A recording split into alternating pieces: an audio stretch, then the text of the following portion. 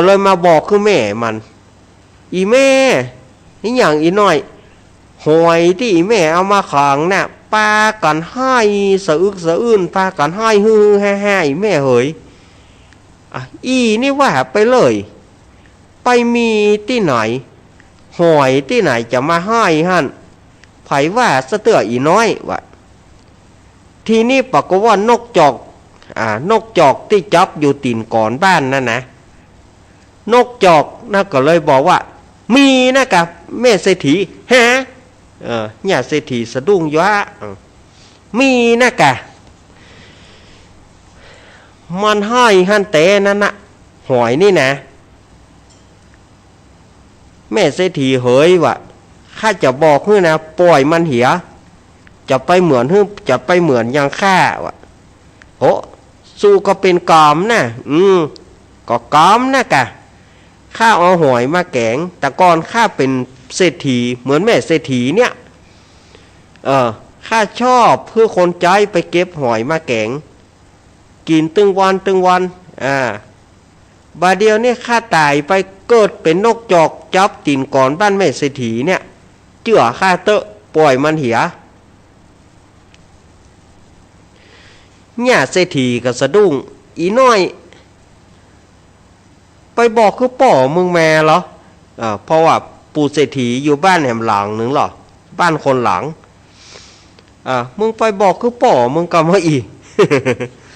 ว่าบอกคือป่อมึงมาพอนี่กำมาฟังนี่กำมาวะที่นี่ก็อีน้อยส้มเสียวนี่นะก็ฟังหล่นไปบ้านแหมหลังหนึ่งป่อมากับล้างนั่งอ่านหนังสือพิมพ์หรอนั่งอ่านหนังสือพิมพ์รายวันหนังสือพิมพ์นั่งอ่านหนังสือพิมพ์อีป้ออย่างอีน้อยแม่อย่างอีป้อลองไปฟังเฮือนปุ่นนะอย่างก็อีแม่เอาหอยมาขังฮั่นแน่ก็แล้วมันอย่างก็อีป้อลองไปฟังก่อนกะหอยมันให้กลางจานฮือๆฮ่าๆเหี่ยอีป้อว่าเดี๋ยวนี้นะขออีป้อไปฟังกำเหรอฮะอีนี่ขี้ลมตายนี่หรอปุเศรษฐีนะ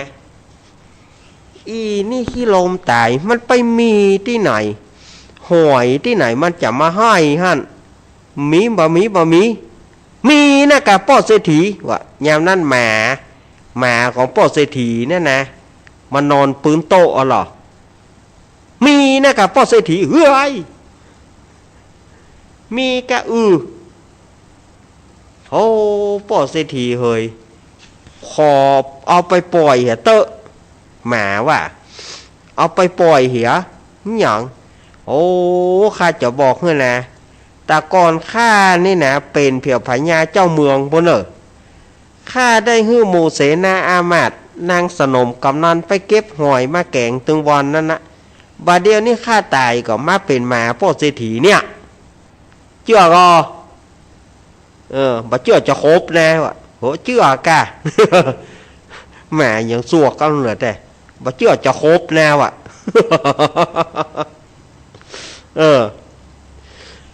เอาป้อเศรษฐีนี่ก็ยิ่งใดได้ฟังแล้วบ่เชื่อก็บ่ได้แหมจะครบหัว ก็เลยไปที่บ้านแหมหลังหนึ่งขึ้นไปเฮือนขึ้นเฮือนไปก็ไปจุกอยู่กลางจานท่านก็ไปฟังเอาเสียงหอยให้ละงมละงามให้แจ้งก็เลยบอกว่าแม่มันเอาไปปล่อยเดี๋ยวนี้ตั้งแต่นี้ไปต้นไปจะไปเอาหอยมาแกงแหมซ้ำป.2 เน้อตั้งนี้ต่อไปจะไปเก็บหอยแถมแล้วจะไปเอามาแกงแถมไปเอาไปปล่อยฮื้อเสี่ยงเอาไปปล่อยบ่เดี๋ยวนี้เนี่ยเศรษฐีก็เสียดายจังเสียดายจัง เสียดายเนาะตะมันดึงจัดเสียดายเนาะ หอยนี่นะจำเป็นต้องเอาไปปล่อยศรัทธาญาติโยมเอาไปปล่อยเอาไปถอกไว้ตั้งนามึงไปไผไปมันวะเหลียวยังพอหน้าอยู่นะเสียดาย สุภาพเด้อ วันนี้อาตมาเป็นอย่างนั้นจามศรัทธาญาติโยมเฮ้ยก็ตั้งนั้นนางก็ตึงบอกหอยมาแก่งยำซ้ำปสองข้อได้รับบทเรียนมาอย่างดีเนาะข้ออันเราเหลือเจ้าจะไปได้กินวะอาจารย์ก็บอกหัวเนอะอาตมาเอาตามในธรรมว่าถ้าในธรรมเพิ่นว่าอันลูกอาตมาก็เอาตามในธรรมเนี่ยกันเนาะ ตั้งนั้นไปต้นมาก็เมื่อเอาหอยไปปล่อยครอบครัวของเศรษฐีก็เจริญรุ่งเรืองมาถ้าบ่เอาไปปล่อยถ้าเอาไปแกงอยู่ก็คงจะถูกแจ้งถูกด่าเนาะแต่นี่ก็ครอบครัวของเขาก็ดีขึ้นมาตั้งนั้นไปต้นมาเนาะมาถึงตั้นนี่ทำมันก็จบสื่อนี่พอดี อาตมาภาพก็หันว่าพอสมควรการเวลาขอศรัทธาญาติโยมตั้งหลายจงอยู่ดีมีสุขทุกข์จงโยกโศกจงคลายความไม่สบายจงหายความสบายจงมาให้หนีดีมาให้หนีดีมาเหมือนกันทุกผู้ทุกคนเนอะการเทศนาธรรมขออนุโมทนาเจ้าภาพทุกคนที่ได้เป็นเจ้าภาพการเทศในเวลานี้ขอให้ท่านทั้งหลายอยู่ดีมีสุขอยู่ดีกินหวานตันต้อมอาตมาภาพก็ขอเอาธรรมผูกนี้ตานไปหานางมาลีปัญญาเกี้ยวเพื่อเขาได้รับผลบุญกุศลนี้ตัวเนอการเทศนาธรรมก็จบลงด้วยดีเทศนาปาริโยสานิก็มีด้วยประการดังกล่าวมานี้แลนะนิธิตังขีญาสังวันนาวิเศษจาห้องเหตุธรรมเทศนาเรื่องหอยให้ก็วางโกมโสมเรศเดชสาธุสาธุสาธุสาธุมันมีเรื่องของหอยให้นี่มันยังมีแถมตำราหนึ่งนะยังมีแถมตำราหนึ่ง อาตมาภาพก็มันมีหลายตำราบางตำราก็บอกว่าเป็นเนี่ยคนตุกเอาหอยมาแกงมันก็มี2-3ตำรานะหอยห้อยเนาะถ้ามีเวลาจะเอาแถมตำราหนึ่งมาเล่าถ้ามีแถมมีเวลาจะเอาแถมตำรามาเล่าอาจจะไปช่วงที่2เนี่ย อาจจะไปช่วงที่2เนี่ยเดี๋ยวจะเอาแถมตำรามาเล่าเนาะส่วนนี้ก็อปอนกันเนอร์สถายยมอปอนกันเนอร์สัพปีติโยมิวัชันตุสัพพะโรโกวินาศตุมาเตภวัตวันตารโยสุขีติกายุโกภวะอภิวาทนาสีริสานิจังวุธาปจายโนจัตตารโอธรรมาวัฏันติอายุวโนสุขังพลังสาธุสาธุสาธุเอาละศรัทธาญาติโยมสาธุชนทั้งหลายสาระธรรมต่างๆที่เราได้เก็บเอามาเล่าให้ศรัทธาญาติโยมทั้งหลายได้ฟังว่าโอ้มันเป็นอย่างอี้เนาะหาว่าหอยนี่มันให้แต่ก่อท่านอาจารย์สมัยตะก่อนนี้สัตว์มันอู้ได้นะสัตว์มันปากได้จะสมัยพุทธเจ้าองค์ไหนเปิ้นก็บอกนะเปิ้นก็บอกว่าสัตว์ทั้งหลายอู้ได้หมดสัตว์ก็อู้ได้เพราะว่าจะเป็นสัตว์สิ่งหิ่งห้อยตัวน้อยตัวใหญ่อู้ได้หมด ปากได้หมดต้นไม้ต้นตอกก็ปากได้โดยเฉพาะไม้สีสุกไม้หวกนี่ไม้สีสุกไม้อย่างนี้เปิ้ลต้องจุก่อนนะจุก่อนถ้าจะไปฟอนนี่บ่ฮื้อฟอนจะไปฟอนข้าเล่นะเปิ้ลออกอุบายอีหยะเปิ้ลจะเอาไปแปลงโด่งเอาไว้ต้งขาสาวนะเอาเตอะเปิ้นจุมันนะหมอมันได้ฟอนมันลูกจะเอาไปแปลงโด่งเอาไว้ต้งขาสาวอันก็ฟอนเตอะต้นนั้นก็ฟอนค่าตัวเนอะจะแต้บะแต้ก็บ่ฮู้เปิ้นเล่าให้ฟังไม้ดูนะศรัทธาญาติโยมไม้ดูหรือว่าไม้ประดูเนี่ยในปัจจุบันนี่มันยังมีเลือดอยู่นะถ้าฟอนมันนะถ้าฟอนมันยังมีเลือดอยู่นะไม้ประดูหรือว่าไม้ดูบ้านเฮานี่นะข้อเท็จจริงอย่างใดบอกว่าแต่เปิ้นเล่าให้ฟังว่ามันมีเลือดอยู่ถ้าเฮาฟอนมัน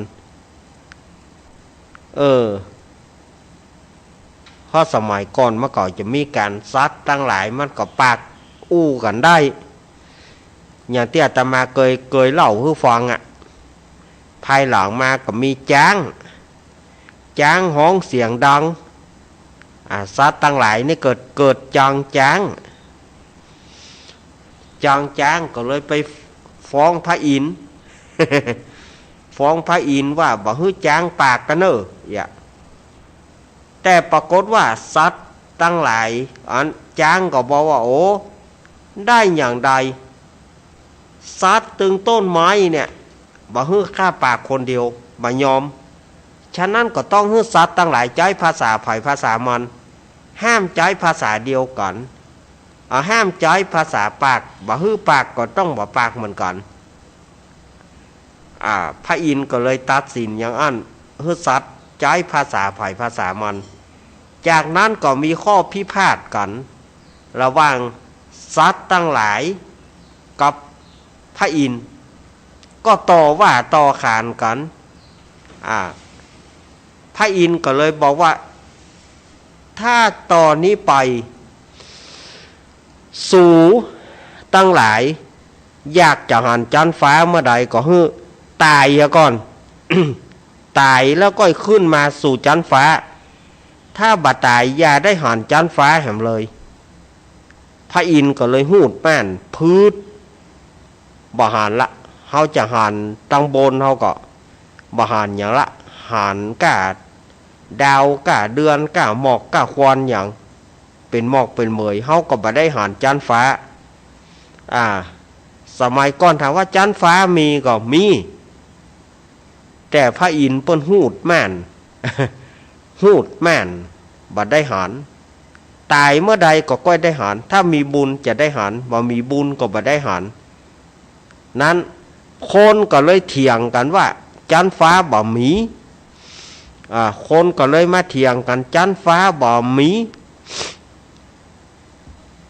นรกบ่มีสวรรค์บ่มีเทวดาบ่มีก็เลยเป็นที่ทกเถียงกันเนี่ยศรัทธาญาติโยมทกเถียงกันว่าในโลกนี้มันมีแค่โลกมนุษย์เท่านั้น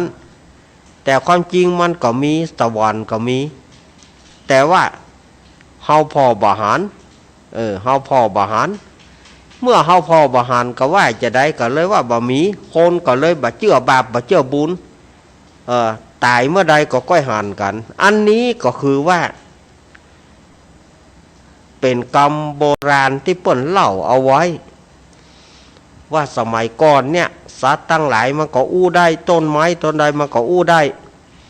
มันปากได้ทั้งนั้นมันอู้ได้ทั้งนั้น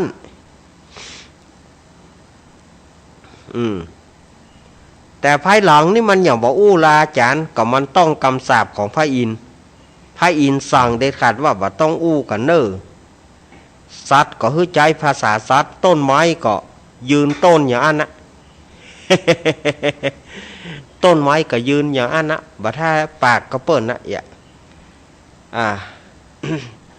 ถ้าหากว่าถ้าเรามาคิดกันมุมมองเนาะถ้าต้นไม้ก็ดีสัตว์ตั้งหลายก็ดีปากได้เหมือนภาษาคนนี่โอ้เราจะได้กินอย่างวะฮะมาได้กินอย่างนั้นเนาะก็อันใดมันก็หูจักหมดนี่มันก็ปากได้อ่ะเขาก็บ่ได้กินอย่างละแกเนาะจะว่านะจะเป็นกำอู้นะมันได้กินอย่างนั้นได้กินพักไม้ไส้เครือมากับปากนะให้ไปกินยังพักไม้ไส้เครือมันกับปากได้ให้ไปกินอย่างจะไปเอาเฮาไปแกงเนอะอีโอ้ ก็บ่ฮู้อันเนอะ อันพามาอย่างอีแล้วก็เขาก็บ่ได้กินอย่างนั้นก็ฮะ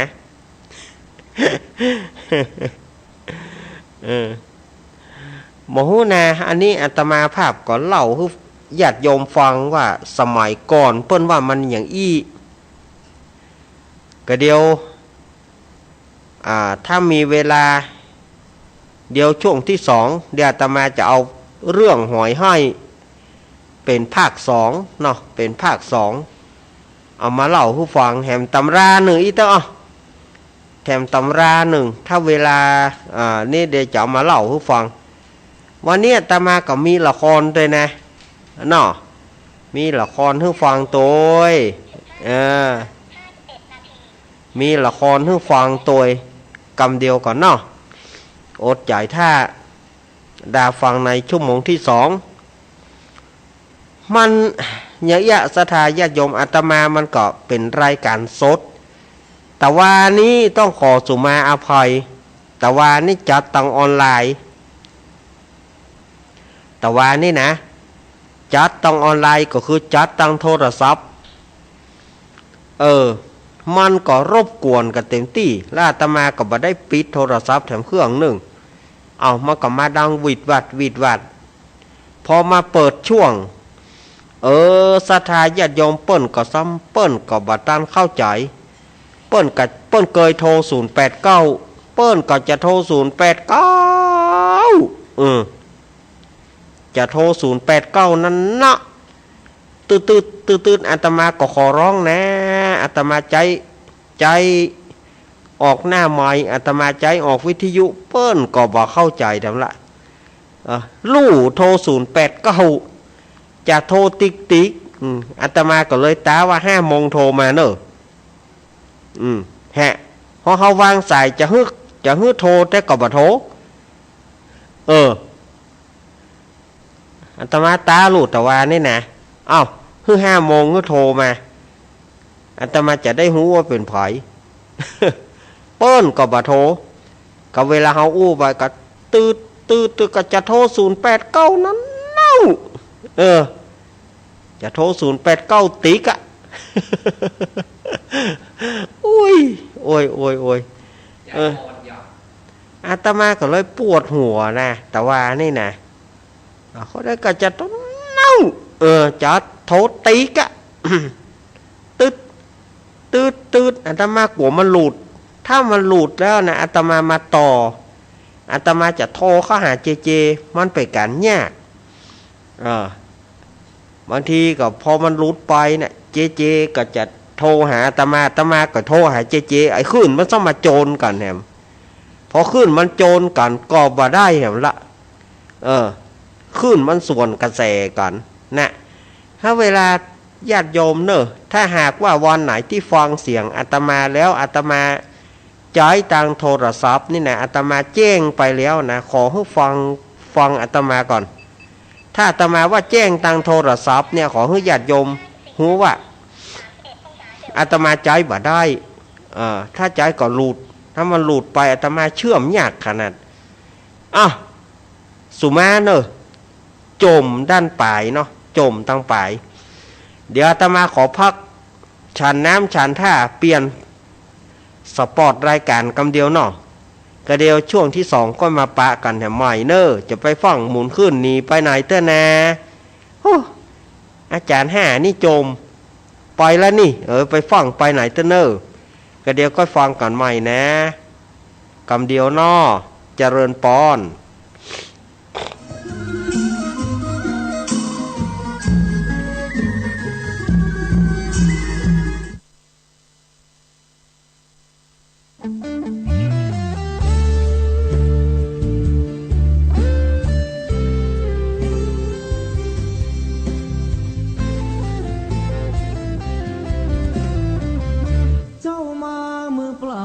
จะเอาอะไรเมื่อตอนเจ้าไปเจ้าก็ไปมือเปล่าเช่นกันชื่อเสียงหยดลาบหาบเอาไปไม่ได้สักอันแล้วใหญ่ยื้อแย่งแข่งขันก็ป่วยกันฆ่าฟันตัดรอนเงินทองตามส่งแค่โรงพยาบาลญาติมิตรวงวานลูกหลานส่งแค่เชิงตะกอนจะมีใครเล่าอยู่กับเรานอนเฝ้ากองฟอนวางดอกไม้จันทร์แล้วจรกลับไปนอนบ้านใครบ้านมันใหญ่ขับฟ้า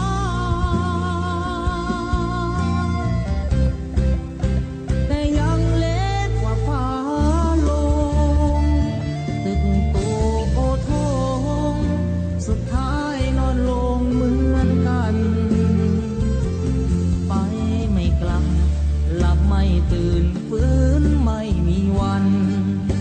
ชีวิตหลังความตายนั้นนรกสวรรค์ยังรอบาปบุญดีชั่วติดตัวเมื่อตายเงินทองมากมายคนเอาไปไม่ได้หรอกน้อร่างนอนแน่นิ่งไม่ไหวดังต้นตอตราสังมัดแขนผู้คอไฟไม่หงิกงอเป็นเท่าวีพง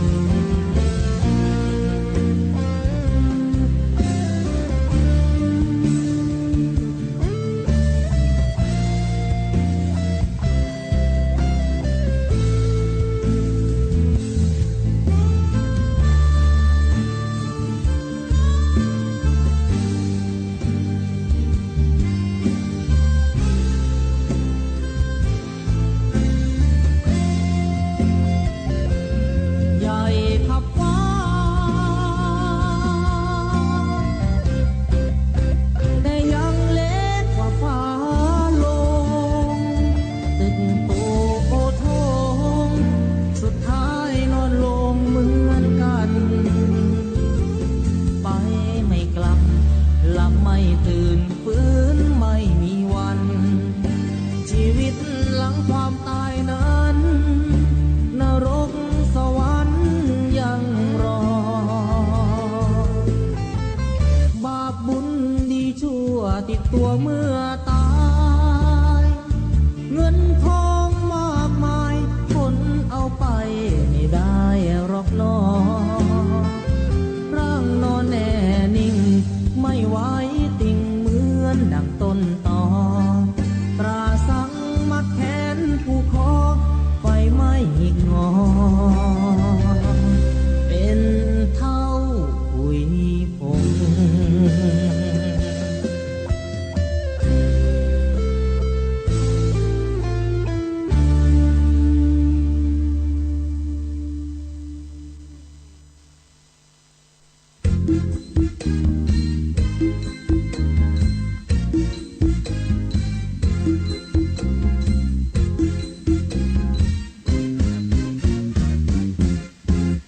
ไม่กลับชีวิตดับแน่นอนบนเชิงตะกอนทุกคนต้องนอนที่นั้นชีวิตยังมีควรสามัคคีรักกันอย่าแบ่งชนชั้นช่วยเหลือกันต่างครึ่งทางกลับ ไม่ตื่นปลุกไม่ตื่นต้องตายหมอช่วยยังไงก็ช่วยไม่ได้ดอกนาหมดลมหายใจหมดเรื่องต่างๆนานาต่อให้หมอเทวดามาชุบชีวาก็ไม่หายใจฟื้นไม่มีใครทำดีก็ตายดีตอนนี้ชีวิตสะสมความดีให้มากไว้ยึดเอาธรรมะมาชำระจิตใจสิ้นลมเมื่อไรก็จะได้ไปสู่สวรรค์มีไม่พ้นทุกคนที่เกิดมาเมื่อถึงเวลาก็มรณากันทั้งนั้นมีเกิดมีดับต้องลารับเข้าสักวันอยู่ได้นิรันดร์คือความดีที่ไม่ตาย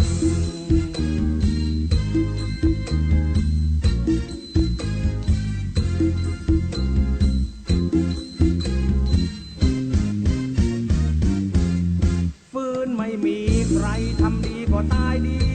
ตอนนี้ชีวิตสะสมความดีให้มากไว้ยึดเอาธรรมะมาชำระจิตใจสิ้นลมเมื่อไรก็จะได้ไปสู่สวรรค์มีไม่พ้นทุกคนที่เกิดมาเมื่อถึงเวลาก็มรณากันทั้งนั้นมีเกิดมีดับต้องลาลับเข้าสักวันอยู่ได้นิรันดร์คือความดีที่ไม่ตาย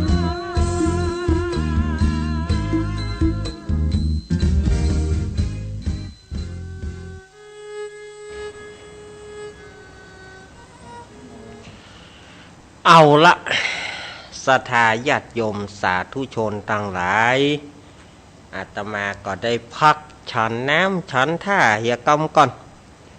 เมื่อพักฉันน้ำแล้วก็เฮาก็มาเข้าสู่ช่วงที่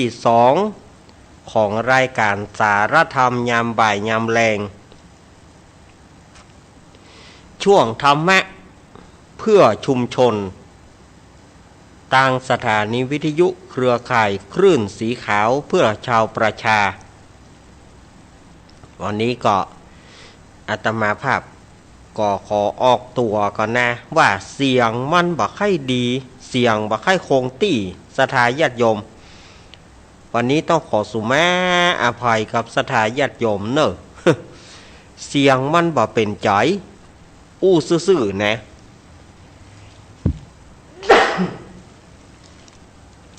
เสียงมันบ่เป็นใจวันนี้อุปสรรคเหลือเกินวันนี้นะ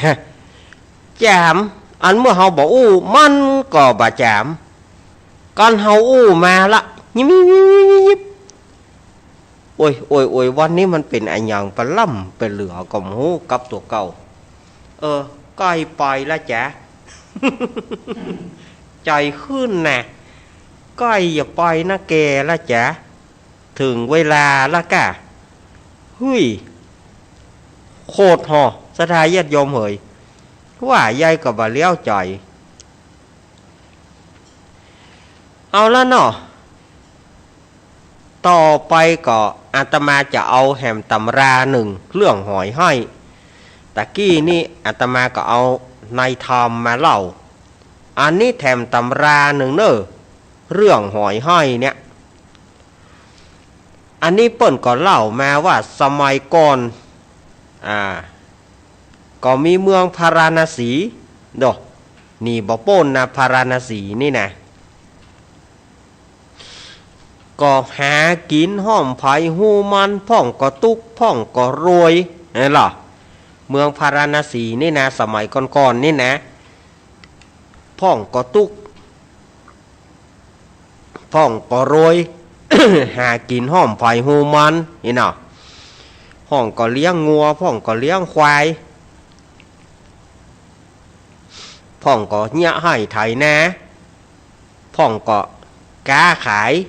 มันก็มีทุกสมัยเนาะอาชีพสัมมาอาชีวะมีกู้อาชีพบ่มันก็มีตั้งแต่อดีตจนมาถึงปัจจุบันของเฮานี่นะอันนี้ก็เปิ้นก็เล่าว่ามีแม่ไม้คนหนึ่งแม่ไม้คนนี้นี่มีลูกมีลูก3 คนนี่เนาะ มีลูก3 คนบ่ได้ห้ำได้เรียนหนังสือเพราะว่า บ่มีเงินจะส่งเรียนก็แจ้งมาเหล่าอ่อน3 คนนี่ก็ป้ากันไปเลี้ยงควายแม่ห่อเข้าหื้อป้ากันไปเลี้ยงควายอันนี้นะตำรานี่นะบอกว่าป้ากันไปเลี้ยงควายตึงวันมีอยู่วันหนึ่งค่ำมาลูกก็ต้อนควายปิกบ้านมาอาบน้ำอาบท่าก็กินข้าวกับน้ำพริกหรอวันนั้นน่ะกินข้าวน้ำพริกสิจ้ะถึงได้สะได้สวยนะกันเนาะ มากินข้าวกันแล้วก็ถึงเวลาจะเข้ารับเข้านอนแล้วลูกค่ำมาละสมัยนั้นมันบ่มีโทรทัศน์บ่มีโซเชียลอย่างสักอย่างบ่มีไฟฟ้าก็บ่มีตามโกมเอาตามโกมตามตะเกียงนี่บ่มีไฟฟ้าน้ำโกมน้ำมันกัดนี่นะสถานญาติโยมเพื่อกระป๋องนมเนี่ยมาแป่งโกมเนาะแล้วก็ท่านนี่ก็จักขี้สายมาขึ้นเนี่ย ตามน้ำมันกัดถ้าว่าผ่อยมีสตางค์เนาะก็จุดตะเกียงตามตะเกียงหอยบ่มีเงินก็ตามโกมเตียนนี่มันต้องหวังเตียนบ่มีเตียนไข่เตียนขี้เพิ่งนี่นะบ่น้ำมีใจโกมไปส่วนใหญ่แล้วก็อันนี้ก็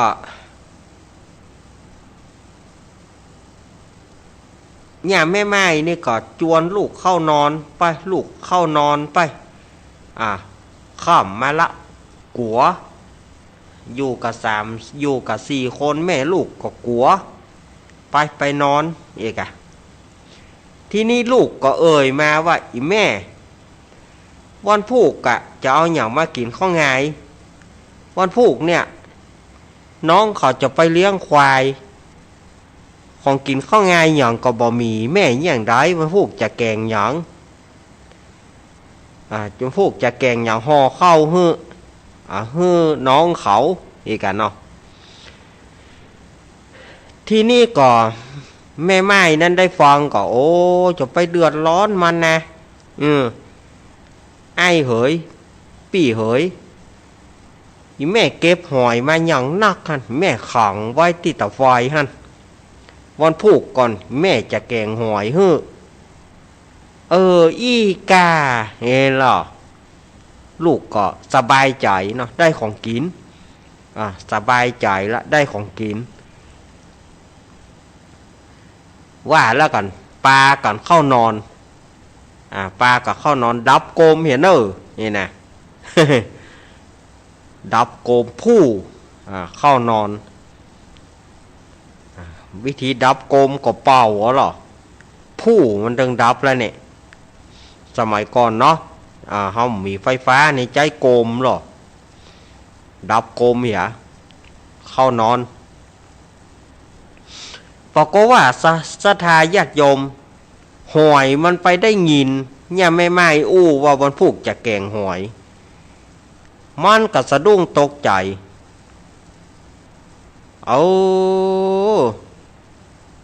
เปิ้นเก็บเฮามาไปว่าเปิ้นจะเอาเฮาแกงรู้นี่วันพุกเขาจะโดนโกกโก้นจ่งใส่หม้อแกงจะได้ตกหม้อนรกเมืองโคนนู่นน่ะหอยตั้งหลายกับปลากันให้ หอยตั้งหลายปลากันให้เปิ่นปอบอินดูเฮาพ่องเนาะย่าแม่ไม้ตัวก็หู้อยู่ว่าตัวตุกตัวยากยิ่งอย่างต้องทำแบบบ่หอยว่านะอันนี้หอยรำพึงรำพรมานะหอยจมมานะว่าเนี่ยยังถึงบ่พ่อตัวเก่าแหล่งใดแหล่งตุกคณะยังบ่รักษาศีลยังบ่อยู่ในศีลกินในธรรมเนี่ยอย่างต้องไปเอาสัตว์เอาสิ่งมาฆ่า หอยยังค่าเนี่ยไปเนี่ยหยางหื้อสูหอยยังค่านี่บอกเคยไปเนี่ยหยางหื้อสูลู่บอกไปเป็นศัตรูอย่างหื้อสูลู่เตียวก็เตียวได้ตะขืบตะเยี่ยมก้นจีฟ้าหน้าทะเลดินเนี่ยหันกอเนี่ยอย่างใบอินดูพ่องถ้าเปิ้นฆ่าสู่ล้อสู่จะมีจิตมีใจอย่างใดเย่หรอหอยนี่นะโอ้มันจังลำพึงลำพันแต่เนี่ยไม่ตื่นมาไผ่มาจมอุ่มแอมก็เงี่ยงหูฟังกอบปากก็ว่าหอยเนี่ยมันจมอย่างที่อาตมาว่าแต่แกคนเฮานี่ปล่อยบ่เอ็นดูกันน้อเอาข้ามาเก็บเอาข้ามากินกุ้งนิ้วปูปลาแมงดาตั้งหลายท่านที่มีตีนเปิ้นก็ยังดีกว่าที่เปิ้นมีตีนเปิ้นก็ยังหูลบหูหลีกแต่ข้านี่กาตีนก็บ่มีเปิ้นก็เลยยับเอาข้าไปกินอีป่อเฮ้ยแม่เฮ้ยผัวเฮ้ยเมียเฮ้ยลูกเฮ้ยวะหอยมันจังว่านะแต่ใครอย่าลาละเนอวันผูกมะเจ้านะผูกมะเจ้าข้าจะตายแล้วเพื่อจะโกกโก้นข้าใส่หม้อแกงต้านที่เหลืออยู่ก็ พอจะลบหลีกได้ก็หลีกเนอจะไปมาเหมือนข้าเนอวะกันคนใดนี่นะไผ่จะมีเมตตาเอาข้าไปปล่อยพ่องถ้าคนใดไปปล่อยก็ขอให้เขามั่งมีสีสุขคนใดเอาข้ามากินก็ขอให้มันชิบหายไววอดเนอวะเนี่ยแม่ไม้นี่ก็ได้ฟังเนาะสะดุ้งแจ้งบ่แจ้งเอาไปปล่อยบอกว่าตั้งแต่นี้ไปต้นไปนะลูกเฮยอย่าเอาหอยมาแกงกินแหมเนอแม่บอกเอาละแม่จะเสาะหาอย่างอื่นให้เจ้ากินให้เจ้าห่อเข้าให้เจ้าเข้าไปหอยบอกเอาแล้วปอเนอเคล็ดหลับกุ้มเจนตายวะเนี่ยไม่นี่ก็เลยเอาหอยไปปล่อยตั้งแต่นั้นฐานะของย่าแม่ไม้นี่ก็เริ่มดีขึ้นมาย่าแม่ไม้นี่ก็เลยเข้าวัดเข้าวารักษาศีลฟังธรรมฐานะก็มั่งมีสีสุขลูกใหญ่ขึ้นใหญ่หน้ากาบานก็ได้เป็นราชการได้ทำงานราชการได้ทำอย่างในที่สุดก็ฐานะก็มั่งคั่งมั่งมีขึ้นมาอันนี้ก็แถมตำราหนึ่งนะเรื่องหอยห้อยที่อาตมาเอามาเล่าเนาะมันมี2ตำราด้วยกันและตำราอันใดน่าเชื่ออาจารย์มันก็เป็นนิทานธรรมเหมือนกันนะมาจากข้าวอุบแก้วของพุทธเจ้าเหมือนกันมาจากธรรมเหมือนกันเนาะอันนี้ก็เล่าให้ศรัทธาญาติโยมได้ฟังนะอาจจะเป็นสาระประโยชน์บานักก็น้อยที่จะเป็นสาระประโยชน์ให้แก่ศรัทธาญาติโยมศรัทธาญาติโยมก็ฟังกันแล้วเนาะอันใดที่เป็นประโยชน์ก็เก็บไปอันใดที่มันบ่เป็นประโยชน์ก็บ่ถ้าเอาไป เอาแล้วเนาะศรัทธาญาติโยมต่อไปก็เฮามาเล่นละครบ่แล้วก็จะได้เปิดสายให้ศรัทธาญาติโยมต่อไปเขาจะมาเล่นละครเนอะอันนี้ก็เป็นเรื่องของลุงอ้ายเนอะ อันนี้วันนี้ลุงอ้ายเปิ้นว่าลุงอ้ายจะมาเผยประวัติเก่าๆเลยซึ่งเป็นประวัติเก่าของลุงอ้ายอีหรอแต่ว่าแต้มหัวเนอะอันนี้ต้องให้เจถามเนาะอันนี้ต้องให้เจเป็นคนถาม เล่นละครก่อนคณะลุงอ้ายและสหายคณะไอ้ก้อนทองโปรโมชั่นมาแล้วเนอะสวัสดีสวีดัตคุณผู้ฟังที่เคารพมาแล้วครับนายก้อนทองทีมงานของก้อนทองโปรโมชั่นมาแล้วครับวันนี้จะมาเล่นละครก้อนโบกเอาคิงว่าเต้อให้ขอไปคัดคอหาเต้อได้ให้จะตีคิงนะ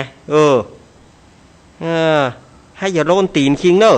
ให้โดนตีนคิงเนอะเจเนอะไอ้อย่างก็ก่อนว่าไอ้ก็ให้โดนตีนคิงเนอะ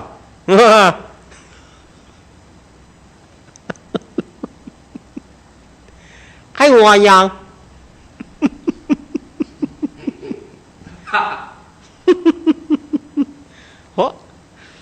ไอ้หัวอย่างวะเดี๋ยวนี้ก็แฮไว้ว่าพีทอย่างก็วะเดี๋ยวนี้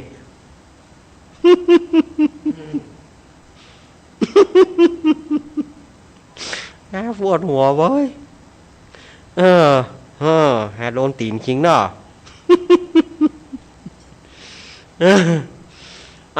เล่นต่อไปนี้จะได้เล่าเรื่องจะเป็นละครเรื่องคอยเธอที่โตเกียวนั่นล่ะไปญี่ปุ่นกันเนาะอันนี้ต้องให้ลุงอ้ายมาเล่าเองเพราะเป็นประสบการณ์ของลุงอ้ายมาเลยป้อจะเล่าเรื่องตัวเก่าไว้อย่าเย่าเรื่องตัวเก่าอีเนาะว่าใครเย่าบ่เฮ้ยกูกลัวเขาว่ากูนี่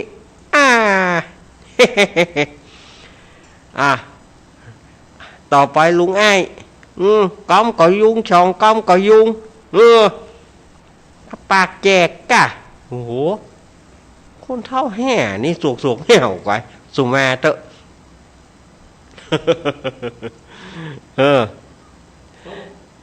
ลุงไอ้บูครับสวัสดีครับสวัสดีผมยังครับปากแตกกับลุงไอ้ครับจ้ากะเยอะก่อนขอเยี่ยงอย่าคอนก่อนคอนหูจะแตกก่อนครับเอาอันนั้นมาฮื้อกูกำไอ้เจ๊เอาเนี้ยมาฮื้อกูกำเอาหัวก้องมาฮื้อกูกำเพราะว่าเพลงมันมีไงให้เพลงมีแน่ไหนครับมีไงหัวก้องให้เนี่ยเอามากำเนี่ยมันไปยืดถุงยามปนออกไปเนี่ยเล่าไปลุงไอ้อันนี้เล่าอย่างไรเอาลุงไอ้มีอย่างชาวไมก่อนเนาะยุงเป็นทหารชาวไมสงครามเนี่ยสงครามเกาหลีสงครามอย่างนี้เนี่ยยุงจะไปฮบเนี่ยจะไปปุ้นเนี่ยสมัยนั้นเตียวตีนเนอะเตียวไปเนี่ยไปถึงเมืองโตเกียวญี่ปุ่นลุงมีแฟนญี่ปุ่นเนี่ยจะบอกคือลุยอย่างไอ้ก้อนเป็นคนญี่ปุ่นครับมาใจบาก้อนป้อมันเงี้ยแย่อย่างได้ลูกคนญี่ปุ่นครับกำเยี่ยวก่อนฟังก่อนเนี่ยชาวไมย่านทหารไทยเปิ้นมีสงครามอย่างก็ต้องไปฮบพอดีว่าชาวไมย่านเนี่ยไปเกาหลีไปฮบเกาหลียวดเข้าไปญี่ปุ่นไปปะฉาวเมืองโตเกียวประเทศญี่ปุ่นเนี่ยอายิโคโจเนี่ยไปปะชายยู่เย่าก็เกิดความไปฮักกันนะที่นี่ตั้งกรมการไทยเนี่ยก็ได้เรียกทหารไทยปิกคืนยุงก็เลยลาสาวญี่ปุ่นในสมัยนั้น เย้าก็บ่ได้ติดต่อกันก็คิดว่าโอ้เมินมาละหลายปีมาละจากกันไปก็คิดว่าจางคนก็ฮักกันเย้ามันบ่ได้กันเอาเปิ้นปีกมาไทยบ่ได้จางไทยจางการไทยจะยับก็ต้องยากันชายโยนาระเนี่ยลุงก็จ้างภาษาญี่ปุ่นนะชายโยนาระชายโยนาระกันเพียงนั้นนะเดี๋ยวเมื่อบ่เมินมานี่ยุงก็ได้ฮับจดหมายได้ฮับจดหมายยุงก็ว่าไผมาเขียนจดหมายให้ยุงก็ปรากฏว่าเปิ้นเขียนจดหมายมาว่าเยียนพลทหารคำอ้ายว่าไงเยียนพลทหารคำอ้ายจำได้หรือเปล่าวะสาวอาริโคโตะโหกระชดุงเนาะโอ้อันนี้ชาวญี่ปุ่นแฟนเก่าอยู่สาวว่าเมื่อไหร่พลทหารคำอ้ายจะย้อนมาแถมครั้งหนึ่งยังคอยอยู่ถึงจะเวลาจะเมินจะใดก็จะคอยอยู่คอยเธอที่โตเกียวจะกี่ปีกี่แรงก็จ้างตายเกิดกี่จัดก็จะรอมันเขียนจดหมายมาหายุงนะยุงจะยุ่งน้ำตาใหญ่เพื่อมึงว่าโอ้ยังมากระชงแผ่นเพลงชงอะไรอย่างกันเนี่ยแผ่นถั่วเหน่าแคบมาให้ยุงนะเปิ้นว่าแผ่นซีดีแผ่นถั่วเหน่าแคบลุงไอ้เนี่ยมันยุ่งอะไรอย่างก็เปิ้นว่าส่งแผ่นซีดีเป็นส่งเพลงมาให้บ่ใจถั่วเหน่าแคบช่วยเนี่ยอันเนี้ยดีๆเดินเนี่ยนะมันโชงเพลงมาฮื้อว่าคอยเธอที่โตเกียวอีวะมันจะรออยู่ปัญญานกะโหยุงก็ว่ามันตายเย้าอยู่สมาเจ้าแปลว่ามันบาดตายเจ้ามันว่าคอยเธอที่โตเกียวฟังผลน่ะฟังถั่วเหน่าแคบตัวกันน่ะ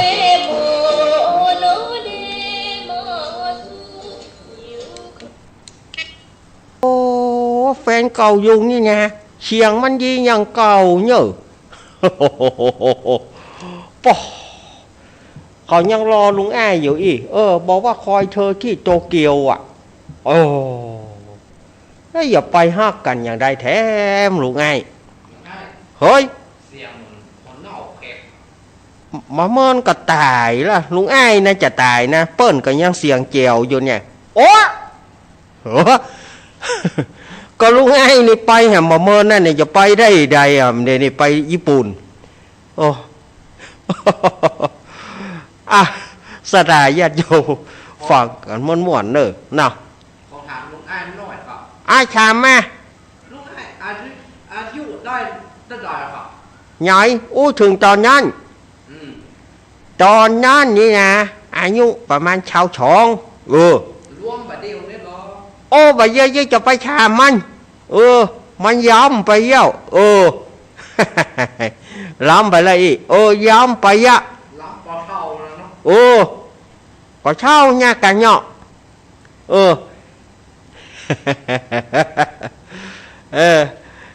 อันนี้แปลว่าประวัติเก่านะลุงไอ้เนาะประวัติเก่า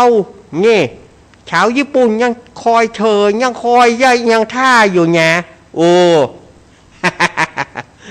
อ้โหสุดยอดเนาะลุงไอ้เขานี่นะบางพ่อก็ถามว่าเพลงนี้บอกชื่อคนฮ้องภัยจะตายวันนี้อาตมาภาพจะลองให้สถาญาติโยมตายเพลงนี้มาภัยจะตายพ่องยัง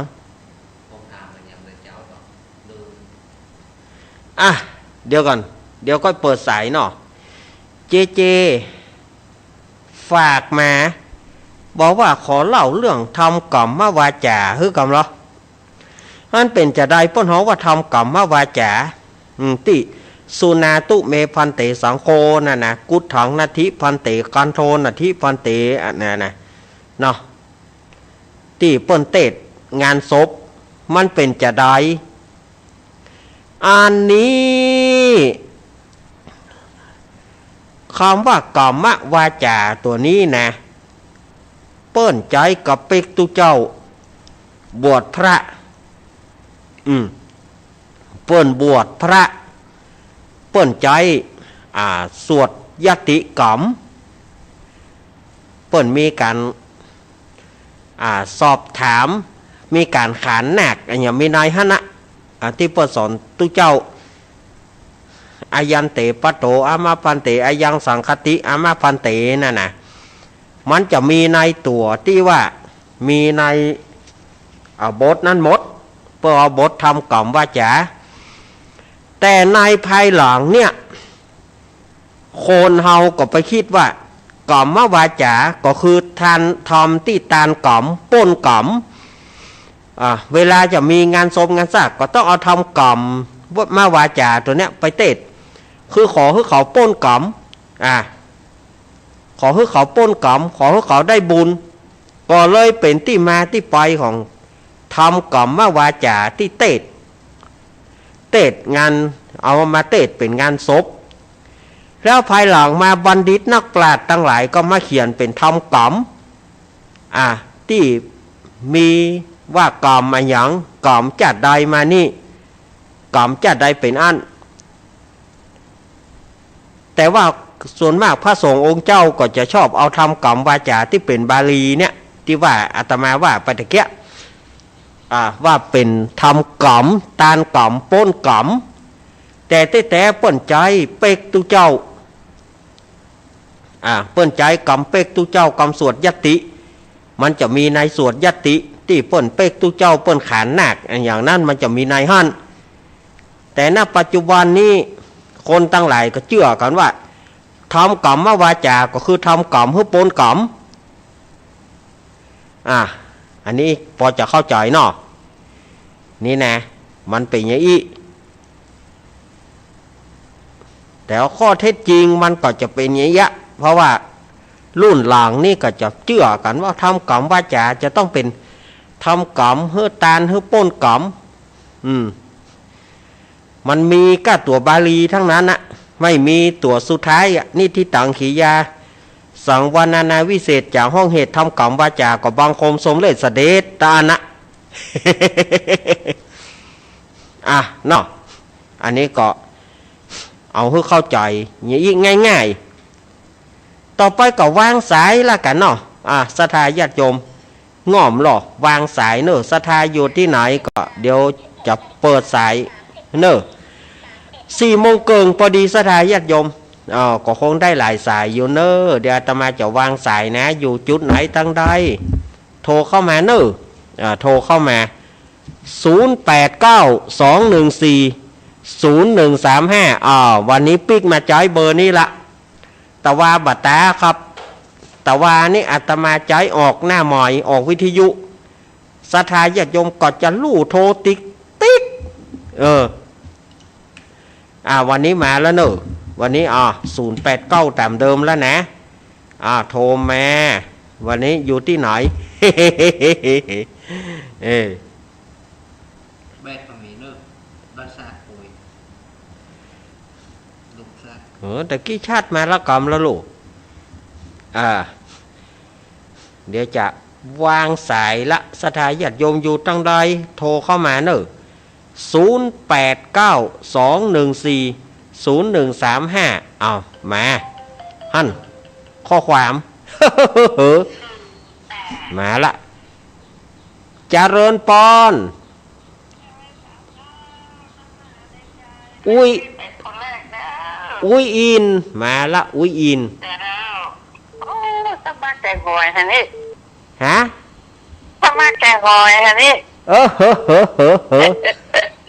แต่ว่าได้เยอะเลยซื้อไปกินซื้อไปกินเอาจะคนเนี้ยเนาะคนกินนี่มันมีกรรมเนาะคน คนทำคนจะไม่กลับเนาะการเวลาแต่กับแต่อ่ะมันตึงขาจึงหวานอ่ะต่อเนาะการอย่างก็ได้ของไม่ขายอ่ะเนาะสวรรค์จะไปนี่ไม่กลับตรงนี้บ้างเนาะสวรรค์จะไปเหี่ยวเนอะเสมิงนี่นะเจ้ามีหมดเจ้ามีโอกาสจะไปเหี่ยวเนอะอุ้ยเนอะอ้อยขาเจ้าเป็นกำลังใจเนอะอุ้ยอินมาละเหลียวใจละอุ้ยอินเฮามานี่นะแม่อุ้ยอินแม่สาบเสมิงจะเริญปอนแกนั้นสาชาตุลูกแม่สีทอนเจ้ามาแล้วหนูฉันก็ปานฝนตกนะเจ้าลูกเองน่ะโอ้ใช่ฝนตกจ้าบะหมี่จัดเรืองตกกับเจ้ามีน้อยเดียวแต่เจ้าเมื่อก่อนจะมานี่เสี่ยวอันนี้มันตกคิดเดียวเนี่ยช่วงเย็นดีเนาะบัดเดียวฝนมันไปพับกุฏิแต่มันบัดเสมอกันแต่เจ้ามันไม่เสมอยินดีแม่สีทอนนะยินดีเนอะเจ้าไม่หลายจ้าลูกเองยินดีเนอะแม่สีทอนมาละแม่สีทอนเปรมจิตเขาว่าแม่สีทอนนี่ตุ้ยกระผอมหมอหัวเนอะอาตมากับหมอหูกระเปิ่นนะเจริญปอนยายพรว่าได้ยายพร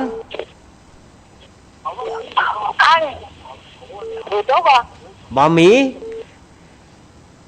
กี้ออยนะตะกี้ออยมาหน่อยเนาะออยนักแก้มเลยเนี่ยนักแก้มเหมือนกันแต่ว่าที่หัวจิ้มหันchắc đã cả biết tiền phụ tiền lắm lớn phút cả hơi vẫn như vậy khi mực nó đã chốt mà anh đã bạ rồi nữa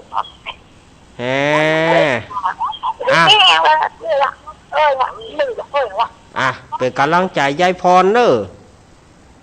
อยู่ดีมีสุขนะยายพรยายพรร้องวัวแดงสันกำแพงเชียงใหม่มาละใช้ประการมาละเจริญปอนกลับพรรษาลูกแลนแม่สีกุลตันทุระเจ้าน้องล่องตำบลบ้านเป้าอำเภอเมียงดิเจ๊กะแกลูกอายเนาะ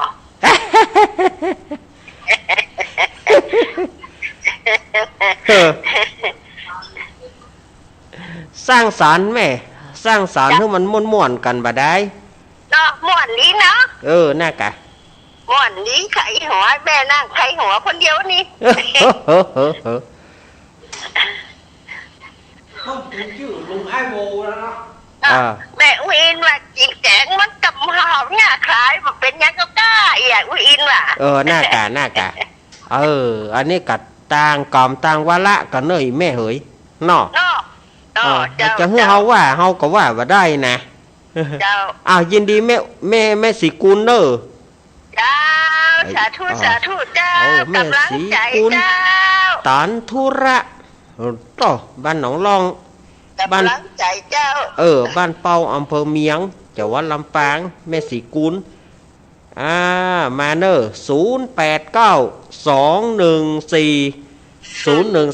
0892140135มาแล้วนะเจริญเจริญปอนจากตั้งได้ภาษาลูกแน่นแม่สมบูรณ์บ้านไร่ศรีลาทองฮันมาละอำเภอเมืองจังหวัดลำปางโอ้โหอีกจ้ะบอกพิกัดเรียบร้อยอันลุงแน่นเฮ้ย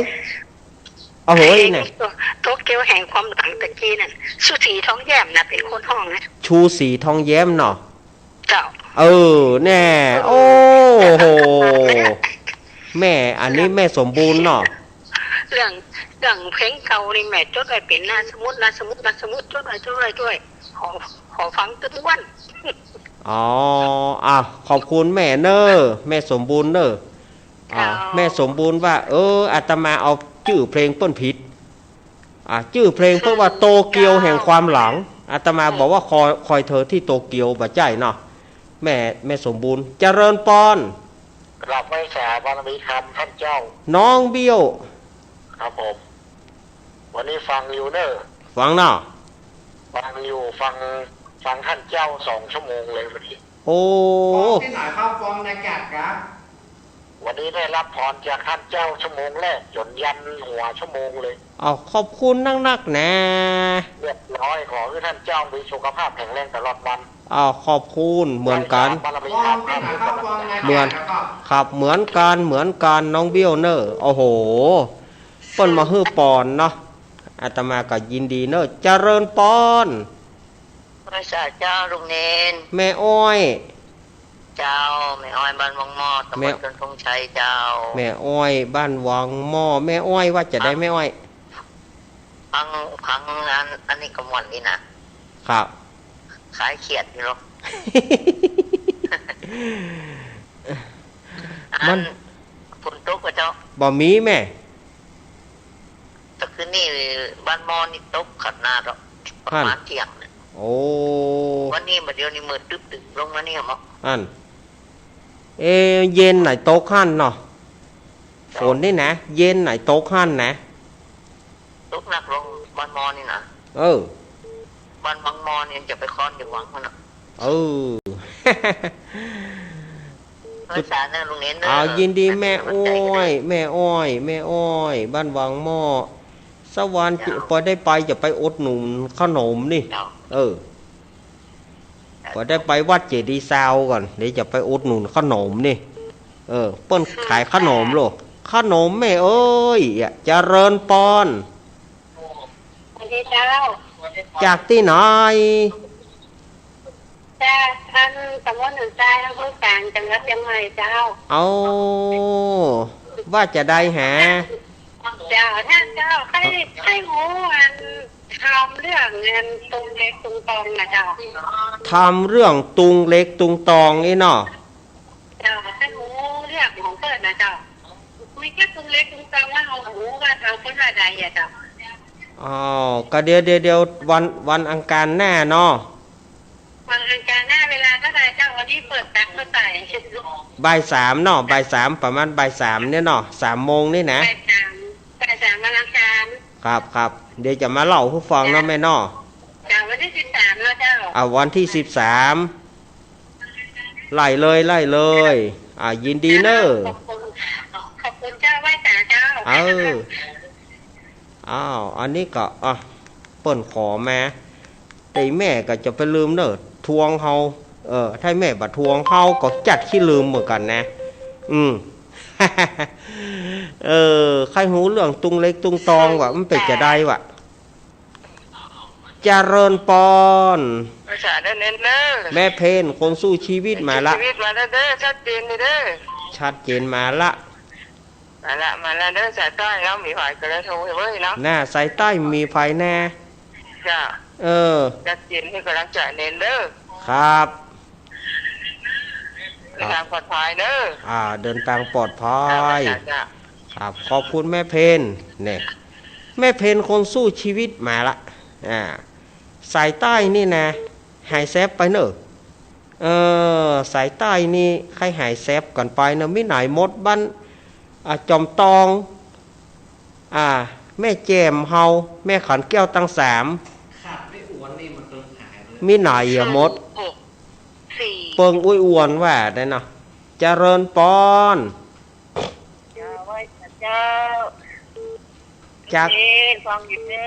จากตังใดแม่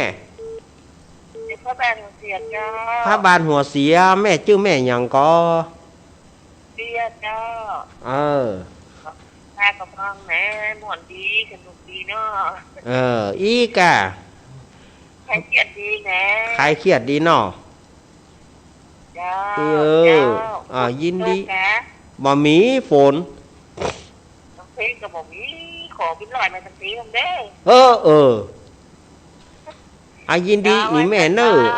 ยินดีเนอแม่เปิ้นอยู่ปุ้นเนอพระบาทหัวเสียบ้านปะหัวเสือพระบาทหัวเสือจอมตองเนาะจอมตองพระบาทหัวเสือนี่สมัยแต่ก่อนนี่ไปฮับตาลนี่เอารถเครื่องขึ้นไปนะสมัยก่อนเนาะเอารถเครื่องขึ้นไปเจริญปอนครับกราบนมัสการอาจารย์เอาละครับผมไอพงมาแล้วไอพงป่าสร้างมาแล้วมาแล้วสายไต่ครับสายไต่คุณยองมาแล้วเนอะฟังอยู่นะครับผมครับมีกำลังใจอยู่นะครับยินดีเนอะไอพงเนอะไหวสาครับอีกะสายใต้เฮานี่นะจะไปหาย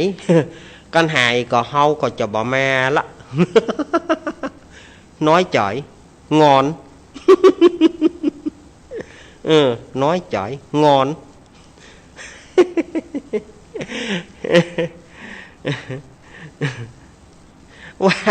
ว่าเล่นกันไปเนอะสถานญาติโยม0892140135แต่ว่าเฮาเผลอปากไปกะเนาะเฮาก็ว่าโทรมาเตอร์089เปิ้นโทรเต้นะกะแต่ว่านะมันเป็นตากำปากเฮาสถานญาติโยมโทรมาเลย089ก็ไปมี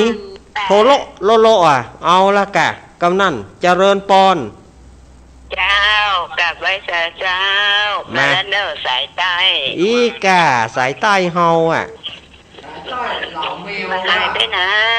ฟังอยู่เจ้ามันได้หายไปไหนเนาะฟังจังว่าน่ะขัดไม่ข้าม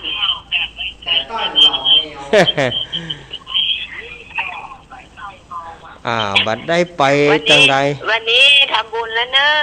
ทำบุญแล้วเนาะวันนี้ทำบุญแล้วเนอะยินดีเนอะครับเจ้าถ้าจะได้จะไปแอลหาที่วัดเนอะเอายินดีเนอะเจ้าปิกวัดเดินความปลอดภัยนะเจ้าครับขอบคุณโยมปี้เนอะวันนี้ปีเฮาเหล่าเมียวเนอะบรมบ้านเหล่าเมียวเจริญปอนติดแล้วจากตังดอยแฮอู้แหละ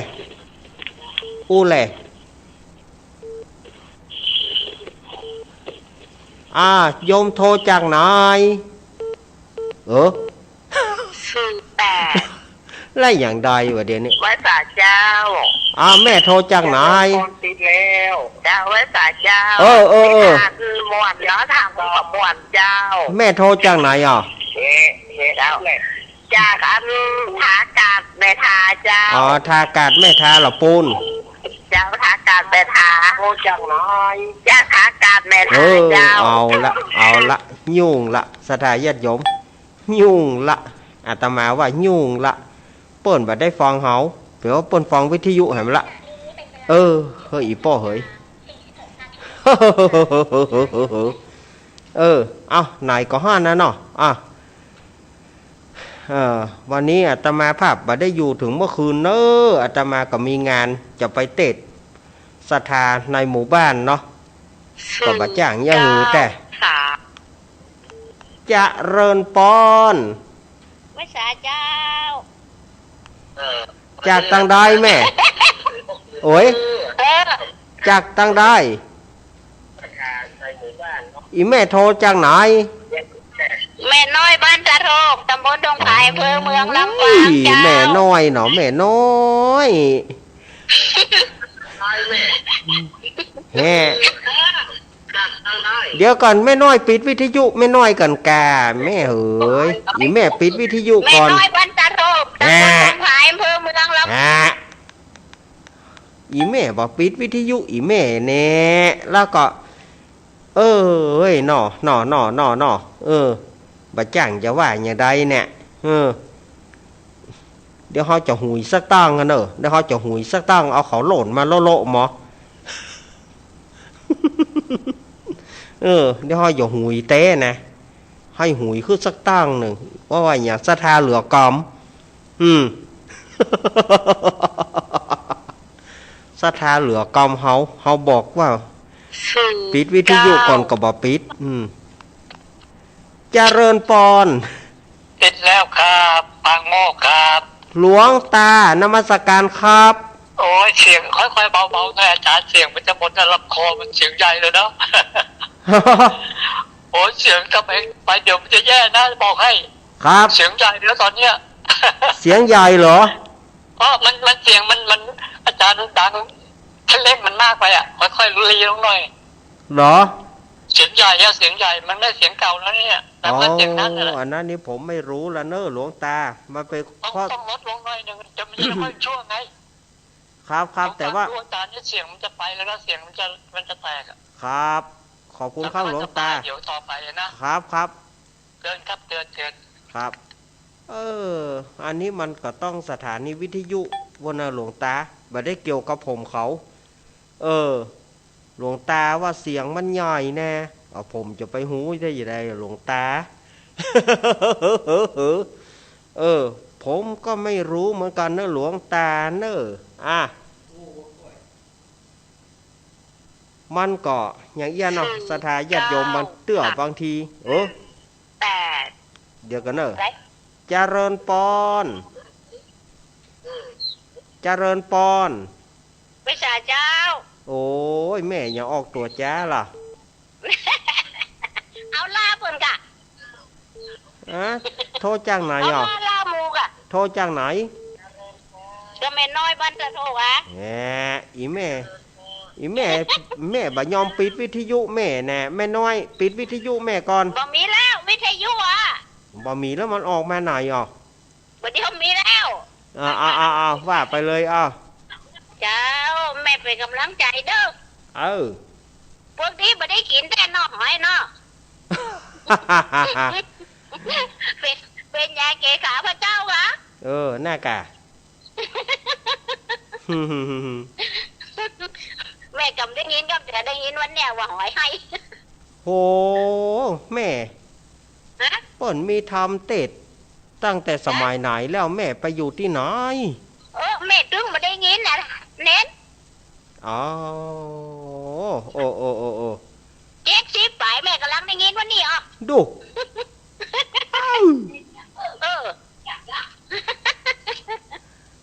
ยินดีแม่น้อยเนอะจ้าแม่น้อยบัดใจแล้วแม่เหยแสดงว่าแม่บัดได้เข้าวัดเข้าวาอันนี้ บัดจะไปว่าลูกเนนว่าเนอะข้าแม่บัดได้ฟังธรรมเรื่องหอยห้อยนี่นะเจริญปอน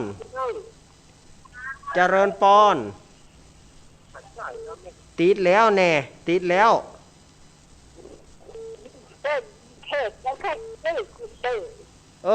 แต่นายยายพร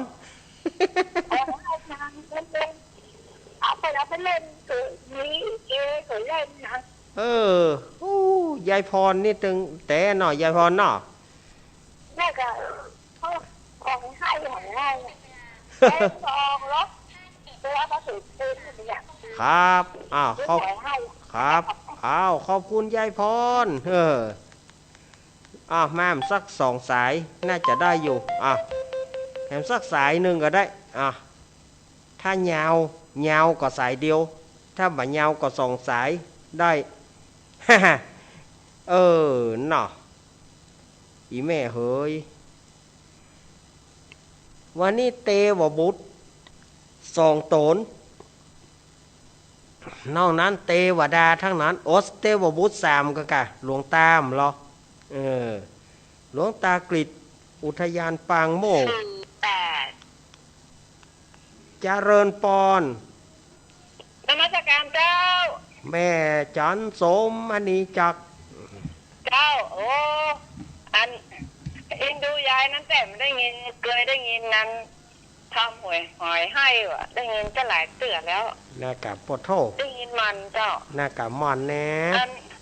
คนข้าขอให้เป็นวัดนะให้จับพอดีได้จับพอดีแต่ ชีดอะ ยุ่งเท่าวันนี้นะ เช้าพอดีหอยให้คนว่าก็เป็นว่าน่ะให้ไปแต่กันแล้วเป็น ไปเจอกันมดแท้แม่สมแท้ ฟังอยู่เนอะเจ้าวันนี้จันเดี๋ยวโทรมาเนอะก็ให้โทรมาเหียแล้ววันพุธจะไปจังไห้ไปนอนด้วยแม่7-8-9 คืนก็ โอ้เดินทางโดยสวัสดิภาพปลอดภัยเนอะแม่สมเนอะ เจ้า ครับ แม่ไปดูแม่อายุ100แล้ว โอ้เพื่อเปิ้นอายุยาวๆเนอะ เจ้า ครับแม่สม แม่จันสมมณีจักรไปเอาหาแม่เปิ้นอายุ100ปดโถ อันอายุ100นี่นะถ้าว่าความจำดีอันอย่างดีนี่ก็ค่อยได้เจริญปอน เจ้าไว้กับเจ้าลูกเล่นแม่บอกอีท่าโตเด้อวันจุดหลวงต้นยังงาม แม่บัวคลี่ทะโพ ท่าโต ทะ ไป โป ไหนไปตากันฮะรอเตียนึงเราเลยตากันนอ ครับ เป็นว่ามีแต่นะเรื่องหอยให้นี่เนาะ มี พอดีบ้านแม่เนี่ยแต่ก่อนกูจู้บอกลูกบอกเก็บมาถึงวันก็นึกว่าบอกกูจู้บางเดียหอยเป็นมีแต่เป็นมีแต่ แม่เดี๋ยวเนอะเวลาลูกเนนโมดเถียแล้วสุมาเนอะแม่เนอะใจก็อยากจะให้แม่เล่าอะแต่ว่าเวลามันมีละเมื่อเวลาหมดเวลาอาตมาภาพก็ต้องนำเอารายการสารธรรมยามบ่ายยามแรงอำลาสถาญาติโยมไปก่อนไว้วันอังคารหน้าเนาะก้อยปะกันใหม่วันอังคารนี้อาตมาก็มีงานตั้งหน้าใจก็ขยูเผยเมื่อคืนเพราะญาติโยมเหยแต่ว่ามันเป็นด้วยว่าอาตมาก็มีงานขาวดำที่บ้านก็จะต้องไปเตดไปโปรดศรัทธาในหมู่บ้านเหี่ยก่อน วันนี้ก็ขอคืนเวลาท่านอาจารย์ท่านพระครูอภิวัฒนวิกรมเนอะขอคืนเวลาก่อนข้าจริงอยากจะอยู่เหมือนกันนะแต่มันก็ด้วยภาระหน้าที่แต่ภาระหน้าที่เดี๋ยวเปิดว่าโอ้ยอย่างใดเนี่ยฮะการงานมีหนีมันกอมอู้ของคนเฮาเนี่ยบางทีมันก็หลายประการเนาะจะได้ก็อาตมาก็วันนี้ก็ขอเอารายการอำลาศรัทธาญาติโยมไปก่อนเอาไว้การต่อไปหรือว่าโอกาสต่อไปที่วันไหนว่างวันไหนว่างอาตมาภาพก็จะได้มาแจมมาอู้มาจาศรัทธาญาติโยมเหมือนเช่นเคยอย่างเนอะก็ขอบคุณท่านหัวหน้าสถานีทุกสถานีตลอดจนถึงเจ้าหน้าที่ช่างคอนโทรลช่างเทคนิคทุกสถานีที่เปิ่นเอื้อเฟื้อถ่ายทอดเสียงเพื่อเราได้ฟังกันแล้วก็ได้ถวายเวลาก็ขอให้ท่านทั้งหลายอยู่ดีมีสุขอยู่ดีกินหวานตานต้อมอายุมั่นยืนยาวเหมือนกันจุผู้จุคนนั้นจุงจักมีเตี้ยงแต่ดีหลีจัตตาโลธรรมาวัฏันติอายุวันโนสุขังพระลัง